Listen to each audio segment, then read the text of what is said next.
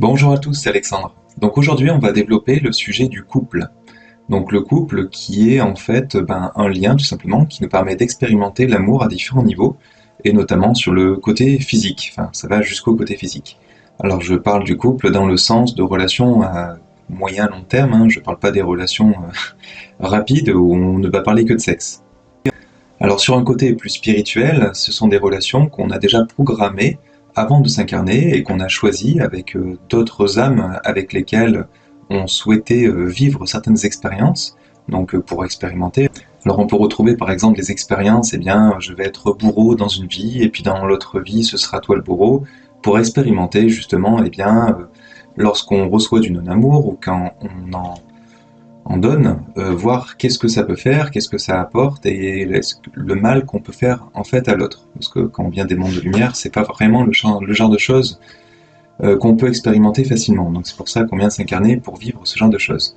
Donc lorsqu'on vient eh bien, créer une relation affective pour créer un couple, ça va se baser, alors pour être dans quelque chose de serein et qui va nous apporter quelque chose sur le plan sentimental, qui va être constructif pour nous-mêmes et qui va nous être bénéfique, qui va nous amener une certaine source de bonheur, de bien-être, eh bien ça va être une certaine forme d'engagement.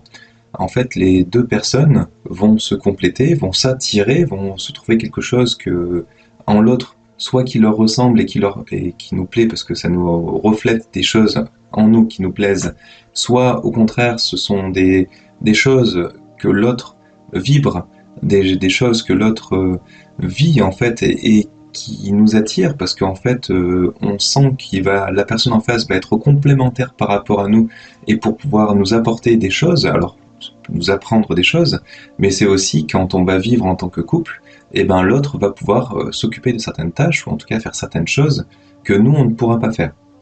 Donc après, bien sûr, il y a tout ce qui est forme d'attirance physique, etc., mais c'est pas forcément des facteurs importants pour le bien-être sur le moyen long terme. C'est plutôt des choses qui vont nous attirer immédiatement, mais c'est plus des attirances physiques. C'est notre corps, notre mental, ou l'astral en fait qui va en fait nous attirer l'un à l'autre par rapport en fait à juste une image en fait que l'autre va projeter et qui va simplement correspondre à des facteurs de beauté qu'on a ou qu'on nous a inculqués.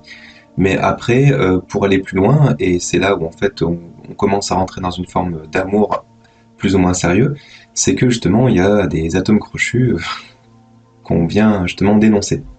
Alors lorsqu'on va rechercher un partenaire, il faudra faire aussi attention pour avoir une relation le plus durable possible à ce que la personne en face eh bien, ne nous apporte pas quelque chose que nous on ne pourra pas du tout fournir. Si c'est par exemple sur le côté financier ou sur en fait le logement, ou ça peut être beaucoup de choses, tout simplement parce qu'après il y a une certaine dépendance. Et si vous arrivez dans des formes de dépendance, vous arrivez aussi plus ou moins dans une certaine forme de peur et qui peut vous amener en fait à une certaine forme de soumission. Et là, c'est là où on arrive sur des formes de relations de couple qui peuvent être eh bien, soit ambiguës, soit qui peuvent être nocives l'un envers l'autre. Donc en fait, si vous êtes trop dépendant de l'autre, attention à ce que la personne en face ne profite pas de son statut pour vous écraser et vous dominer. Et inversement, si vous-même apportez la sécurité financière ou ce genre de choses, attention à ne pas dominer l'autre. Une relation de couple, chacun doit s'exprimer et chacun, on est tous égaux quelque part, hein. Donc en tant qu'âme, on est tous des frères, des sœurs, etc. Donc attention à bien veiller, à laisser sa place à l'autre et à faire attention à ce que l'autre nous laisse bien notre place dans un couple, c'est très important. Donc après, bien sûr, dans une relation de couple, il y a le facteur sexuel.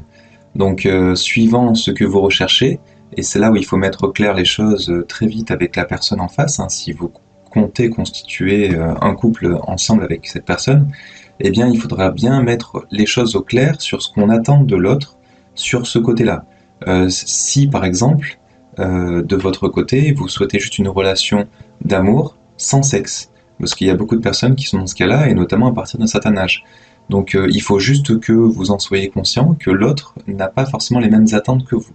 Donc à un moment donné, et il faudra rapidement y venir, il faudra expliquer à l'autre que ce que vous recherchez déjà, quel sexe vous recherchez, qu'est-ce que vous recherchez chez l'autre sur le côté physique, Et du coup, après, derrière, il faudra aussi mettre les choses au clair sur les attentes que vous avez mutuellement en termes de sexe.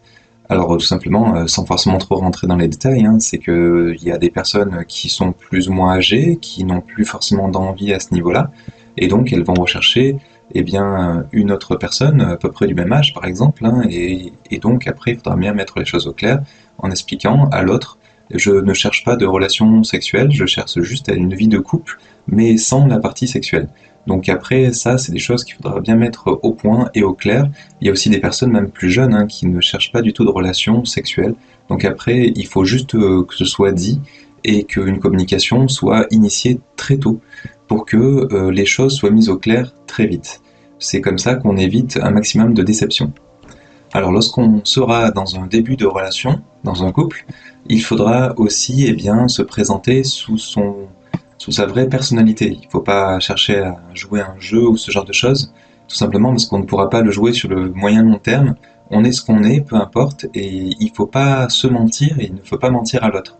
Tout simplement parce que si on commence à fausser la relation de couple qu'on est en train de monter, ça ne pourra pas durer bien longtemps. Donc soyez vous-même, tout simplement, et c'est comme ça que vous devez attirer la personne en face. Si vous-même, votre personnalité n'attire pas celle de la personne en face, c'est que vous n'êtes pas fait l'un pour l'autre. Donc ça sert à rien de vouloir absolument mettre beaucoup d'énergie pour monter cette relation, sachant qu'elle va forcément dégringoler à un moment donné. Donc soyez vous-même et faites en sorte de rayonner tout simplement ce que vous avez envie de faire, ce que vous aimez faire, indiquez-le à l'autre et voyez à quel point la personne en face de vous va pouvoir vibrer un petit peu ce que vous aimez. Donc, parce qu'en fait, il faut une certaine complicité dans un couple. Si chacun fait sa vie de son côté, parce qu'en fait vous êtes trop incompatibles, eh bien vous allez passer à côté de beaucoup de bonheur qu'on peut vivre en couple et beaucoup de choses qu'on pourrait faire en fait et avoir des bonheurs décuplés sur tout un tas de choses. Donc soyez dans cette attente en face d'une certaine personne à qui vous voulez eh bien, créer une relation de couple et pour justement voir si cette personne-là vibre les mêmes choses que vous, a les mêmes envies, a les mêmes goûts et souhaite aller dans les mêmes projets que vous.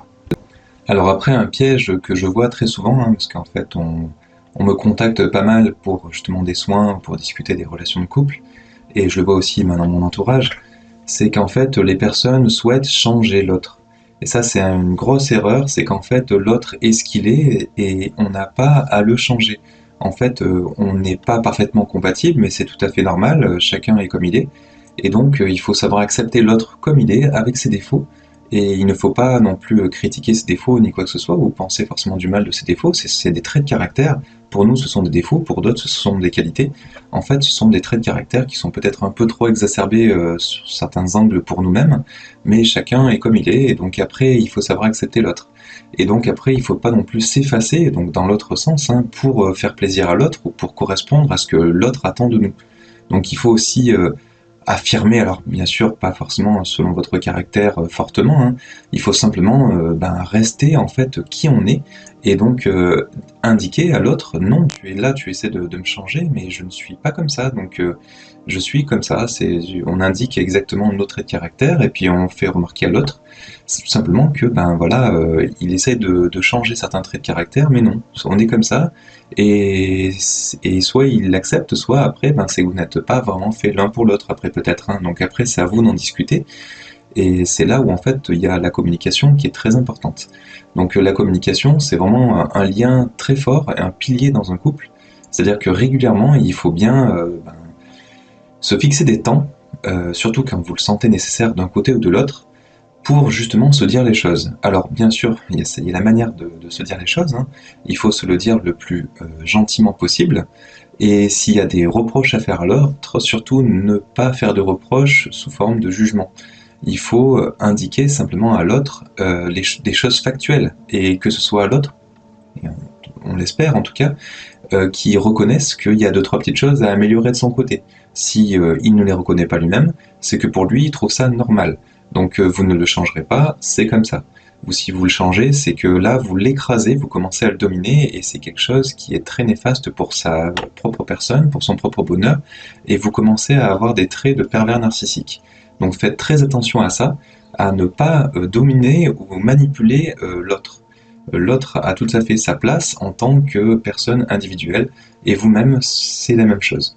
Donc gardez bien ça à l'esprit, et la communication, elle, est très importante, et lorsque vous avez, en tout cas, pas forcément un reproche, mais en tout cas des choses à dire qui ne vous ont pas convenu, dites-le dans une période où vous êtes capable de le dire aussi, c'est-à-dire faut le dire à froid et non pas à chaud.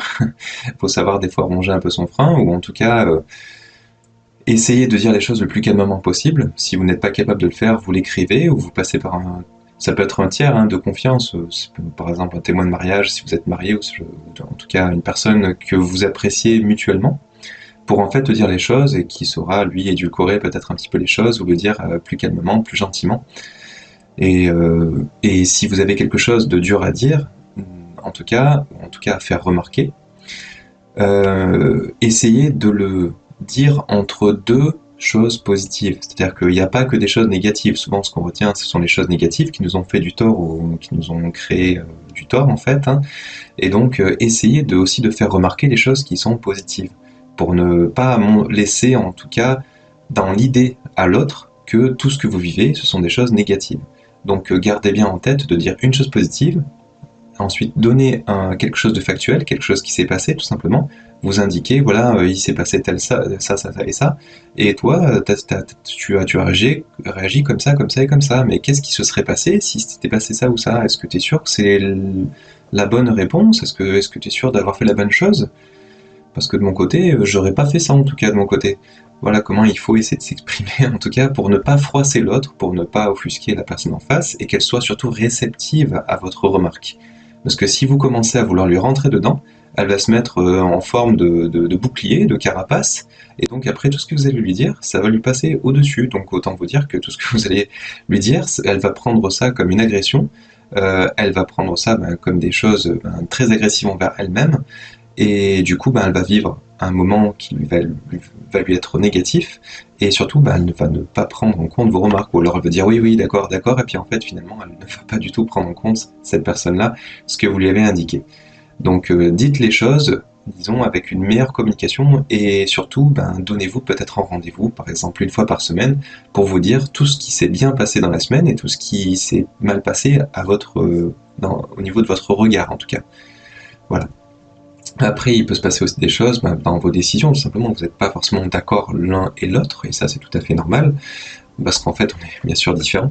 Donc à ce niveau-là, il faut aussi savoir écouter l'autre, ça c'est quelque chose de très important, et ensuite parler. Donc gardez un temps de parole à la personne qui est en face, et vous gardez un temps de parole pour vous-même. Et si vous n'avez pas assez de temps de parole, vous le dites, vous le signalez, sans vous énerver.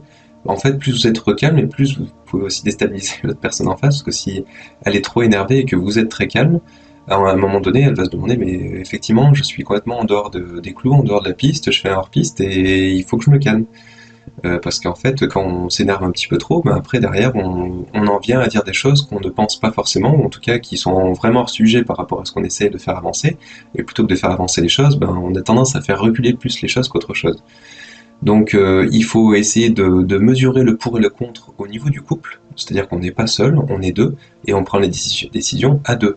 Donc on peut très bien lister ensemble pour une décision quelles sont les choses positives et négatives qu'on voit ensemble, et puis après sur les points où on n'est pas forcément d'accord l'un et l'autre, peu importe, on les met de côté, on dit ça se neutralise un petit peu, parce que c'est pas forcément des points sur lesquels on est en accord, mais pour le reste sur lesquels on est en accord et où il y a des choses positives ou négatives, est-ce que la balance est plus du côté positif ou négatif quand on va vouloir prendre une décision? En tout cas, c'est une piste que je vous donne, bien sûr, c'est à vous de voir ce que vous voulez faire au niveau couple, ce sont juste des clés que je donne, des choses, des conseils qu'on peut donner en tout cas à des couples, pour faire en sorte que leur union soit la plus pérenne possible, et qu'elle puisse vous apporter le plus de choses positives possibles dans votre vie. Donc n'oubliez pas cette partie communication qui est très importante, parce qu'en fait la grosse erreur que chacun fait, que beaucoup de personnes font, c'est de croire que l'autre sait ce qu'on pense et qui devine tout de nous, tout simplement parce que ça fait longtemps qu'on est ensemble, etc. Mais il faut savoir qu'en fait les gens changent, on évolue tous, et c'est tout à fait normal. Et donc vu qu'on évolue, on peut très bien penser connaître l'autre, alors qu'en fait non, la personne a changé, elle évolue. Et c'est aussi le principe d'un couple, c'est qu'on se fait évoluer mutuellement, parce qu'on est tout simplement différents. Donc après, en termes de changement, quelque chose qui est important à comprendre, c'est que c'est pas à nous de faire évoluer l'autre, c'est que chacun évolue, on évolue tous nous-mêmes. Pourquoi? Et c'est par rapport justement à ça, ce qui est intéressant dans un couple, c'est que l'autre va peut-être nous faire remarquer certaines choses dans notre attitude, dans ce qu'on fait tout simplement, et c'est ensuite à nous d'évoluer, c'est pas à l'autre ou à nous de faire évoluer l'autre. C'est-à-dire qu'après, derrière, c'est un travail à faire sur nous-mêmes, à la longue, pour se remettre en question et être capable de le faire, parce que c'est bien beau de toujours dire que c'est à l'autre de faire ci et à l'autre de faire ça, mais non. En fait, la plupart du temps, quand il y a des choses qui nous choquent chez l'autre, c'est souvent qu'on a des choses à travailler nous-mêmes. Donc, essayer de voir ce que nous avons à travailler, et puis après, bien sûr, on fait remarquer à l'autre qu'il a peut-être des choses à travailler, mais sans jugement. C'est à l'autre de voir effectivement s'il a des choses à travailler ou pas, et s'il est en capacité à travailler ces points-là tout de suite. Ça peut prendre du temps, tout simplement parce que par exemple, on traverse une mauvaise passe, émotionnellement c'est compliqué, ou en fait, eh bien, on peut très bien vivre un deuil ou quelque chose en fait qui nous mine et qui nous empêche d'avancer et de progresser. Donc on a peut-être un travail à faire effectivement pour nous libérer de certaines choses, et après, quand on sera capable de le faire, eh bien, on pourra, à ce moment-là, eh bien, aller vers le mieux et donc commencer à pouvoir faire une introspection, effectivement, par rapport aux remarques qu'on nous donne, hein, effectivement, aux informations qu'on a autour de nous, pour essayer de grandir et d'évoluer. Alors après, un autre point important, ça va être d'exprimer son amour. Donc le faire le plus régulièrement possible, même si on n'a pas trop le temps, même si on n'est pas forcément dans la bonne situation, il y a quelque chose de très important, c'est de le manifester, d'une manière ou d'une autre. Faut savoir qu'en fait, on a tous une manière différente de manifester son amour. Pour certaines personnes, bah, ça va être simplement d'adresser la personne à quelqu'un. Elle n'adresse pas la parole pardon, à n'importe qui. Eh bien, le fait qu'elle s'adresse à vous, qu'elle parle avec vous régulièrement, eh bien, ça va être sa manière à elle d'exprimer son affection et son amour pour vous. Alors que vous, eh bien, par exemple, ça va plutôt être de faire un cadeau. Et le fait de ne pas en recevoir en retour, mais peut-être que vous n'allez pas vous sentir aimé. Et c'est là, en fait, il faut bien aussi rentrer dans une forme de communication, et pour vous montrer à quel point c'est important, parce que vous êtes peut-être aimé sans vous en rendre compte, tout simplement parce que la personne qui est en face de vous ne le manifeste pas de la même manière que vous, en tout cas pas de la manière que vous attendez. Donc c'est pour ça qu'il est important de se dire les choses, et régulièrement. Peut-être qu'à un moment donné, si vous commencez à en souffrir, n'attendez pas d'en souffrir trop, parce que peut-être que ce sera trop tard. La personne en face, peut-être qu'elle en souffre aussi, vous ne vous en rendez pas compte, et avant qu'elle vous dise je vous quitte pour quelqu'un d'autre parce qu'en fait je sens que tu ne m'aimes pas, eh bien il y a peut-être un travail à faire en amont. Donc vous en êtes peut-être à ce stade-là. Donc faites attention aussi, un couple n'est pas forcément tout le temps pérenne, même si on pense qu'il est pérenne. C'est pas parce qu'on est marié qu'on ne va pas divorcer à un moment donné ou que les choses ne vont plus aller. Donc pensez bien à ça, de vous dire les choses. Par exemple, à un moment donné, c'est signaler à l'autre, eh bien je ne sens que tu ne m'aimes plus, ou je sens que tu m'aimes moins, est-ce que j'ai raison, ou est-ce qu'il faut qu'on refasse des choses ensemble pour que je ressente cette affection que j'ai sentie au début de notre relation, ou est-ce que ça change, est-ce qu'on change tout simplement, est-ce qu'on s'aime toujours mais différemment, est-ce qu'il y a besoin qu'on fasse peut-être des choses ensemble, mais tout simplement, en fait, il faut savoir se poser, et c'est quelque chose de très sain, et quelque chose de normal, tout simplement parce qu'en fait, chacun évolue différemment dans un couple, et le couple évolue lui aussi. Donc après, le couple lui-même doit s'adapter par rapport, en fait, à l'évolution de chacun, et c'est à vous de faire évoluer ce couple au fil de l'eau. C'est-à-dire que si vous changez du tout au tout, ça veut dire que le couple, il faut qu'il suive. La relation change elle aussi. Et donc après, il faut être sûr qu'elle puisse tenir le choc. Et donc, avant de changer trop soi-même, par exemple, je décide d'aller travailler à l'étranger et puis je vous verrai qu'une fois par semaine. Je parle d'un cas un petit peu extrême, mais en fait, il faut bien mettre les choses au clair, être sûr que la personne en face est d'accord avec ça. Si vous avez des enfants, que les enfants soient d'accord aussi avec ça, ou en tout cas qu'ils n'en souffrent pas trop, et être capable aussi de revenir en arrière si vous sentez que ça commence à devenir un petit peu trop compliqué à vivre pour les autres aussi. Donc c'est pas parce qu'on a vraiment envie de gagner de l'argent que il faut oublier la relation de couple, la relation d'amour et de sentiment qu'on a aussi dans un couple ou en tout cas dans un foyer. Donc n'oubliez pas ça, d'entretenir en tout cas cette flamme, d'entretenir cet amour et de vous définir aussi entre vous comment est-ce que cet amour va s'exprimer. C'est quelque chose qui est très important, et de faire aussi évoluer les choses en conséquence au niveau de votre relation de couple et de vous-même aussi en tant qu'entité. Voilà, en tout cas j'espère que j'aurais pu vous aider, vous donner 2-3 pistes, en tout cas modestement, parce qu'on est tous différents, on a tous nos propres expériences, mais en tout cas je vous partage les expériences que j'en ai de ça, et des connaissances aussi que j'ai au niveau du couple tout simplement. Et merci en tout cas de partager cette vidéo en tout cas à ceux que vous connaissez, parce que ceux qui sont en couple et ceux qui préparent à être en couple, souvent ils ont besoin en tout cas d'avoir certaines informations qui peuvent les aider, dont celle-ci, que vous pourrez peut-être compléter aussi en commentaire, hein, n'hésitez pas. Et n'hésitez pas à vous abonner si vous voulez être informé de nos prochaines vidéos. Merci, à bientôt, au revoir.